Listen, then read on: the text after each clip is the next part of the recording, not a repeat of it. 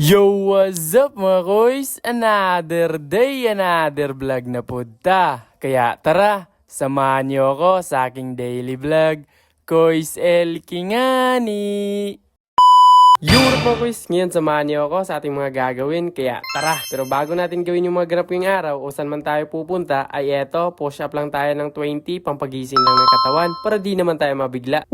Dito, kukuha lang muna kami ng mangga, kaya eto, yung pinsan ko na ang umakyat. Sabi kasi ng mga classmate niya, ay magdala raw kami ng mangga. So bale, 6 lang yung kinuha namin. Pagkatapos ay naligo na rin ako at nagbihis. Malalaman yung mamaya kung saan tayo pupunta at kung sino-sino yung makakasama natin. Etong kulay ng buhok natin ay mawawala rin to pag magpapasukan na. Kung baga sinusulit ko lang na magpukulay ng buhok kasi oras pa ng bakasyon. At dahil andito na yung pinsan ko ay aalis na kami. At syempre yung kinuha nating mangga ay dinala na rin natin. At dahil ginamit yung mga motor namin ay eto, maglalakad lang muna kami papunta dun sa pupuntahan natin. Eto, tirik na tirik pa yung araw ngayon. Aray ko. At andito na rin yung kaibigan namin. Kanina pa tong naghihintay sa amin. Medyo natagalan lang kami. Kasi yun nga, nanguha pa tayo ng mangga.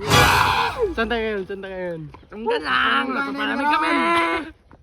Bali dito lang kami dadaan. Isang barangay lang pala yung dadaanan namin. At makakarating na tayo dun sa Katunggan Park. So, bibili muna kami ng soft drinks.